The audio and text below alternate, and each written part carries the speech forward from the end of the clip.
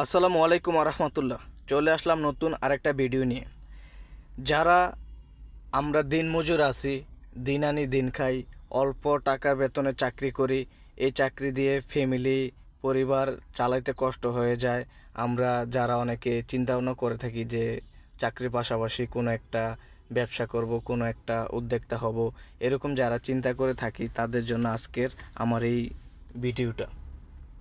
তো আমি আমার অল্প জ্ঞানে, ক্ষুদ্র জ্ঞানে যতটুকু পারি আপনাদেরকে ইনশাআল্লাহ পরামর্শ দেওয়ার চেষ্টা করব। সবাই আমার জন্য দোয়া করবেন যাতে আমি সবসময় আপনাদেরকে সঠিক পরামর্শটা দিতে পারি। তো যাই হোক, আমরা যারা অল্প বেতনে চাকরি করি, দিনমজুর যারা কাজ করি, অল্প টাকা চাকরি করি, তাদের জন্য এই ভিডিওটা। আমরা চাকরির পাশাপাশি চিন্তা করে যে আমরা কোন জিনিসটা করলে চাকরির পাশাপাশি আমরা সময় দিতে পারবো, করতে পারবো, বা আমরা ওই জিনিসটার যত্ন দিতে পারবো, ওইরকম আগে ভালো একটা চিন্তাধারা মাথায় আনতে হবে। আনার পরে ওই চিন্তা অনুযায়ী সঠিক সিদ্ধান্তে এগিয়ে যেতে হবে।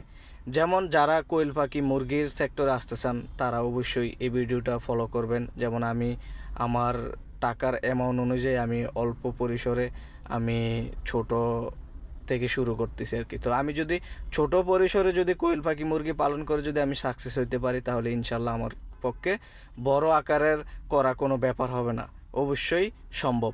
তো এই কারণে আমি যেভাবে এই পাখিগুলার গুরুত্ব নিতেছি, কারণ এই পাখিগুলাকে যদি আমি সঠিক পরিচর্যা করি, সঠিকভাবে গুরুত্ব দিই, তাদের পিছনে শ্রম দিই, তারা অবশ্যই আমাকে ভালো একটা অ্যামাউন্ট দিবে, ভালো একটা প্রফিট দিবে, ভালো ডিম বাচ্চা উৎপাদন দিবে।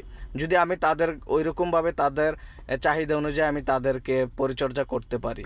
তো ঠিক আপনারাও কোনো কিছু উদ্যোক্তা গ্রহণ করলে আপনারাও ঠিক সঠিক টাইমে, সঠিক নিয়মে, সঠিক পরিচর্যা করবেন, যত্ন নেবেন, খামারে শ্রম দিবেন ভালোভাবে, অবশ্যই আপনারাও সাকসেস হবেন। মোট কথা, আপনি আপনার নিজের শরীরে যেভাবে যত্ন নেন, টেক কেয়ার করেন, ঠিক আপনি একজন উদ্যোক্তা হইতে হলে খামারের প্রতিও আপনার এরকম যত্ন, টেক কেয়ার থাকতে হবে। যদি আপনি এরকম ভালোভাবে যত্ন, টেক কেয়ার করেন খামারগুলোকে, খামারের প্রাণের প্রতি যদি আপনি সবসময় ফোকাস দিয়ে রাখেন, তাহলে অবশ্যই আপনার সফলতা আসবে ইনশাআল্লাহ।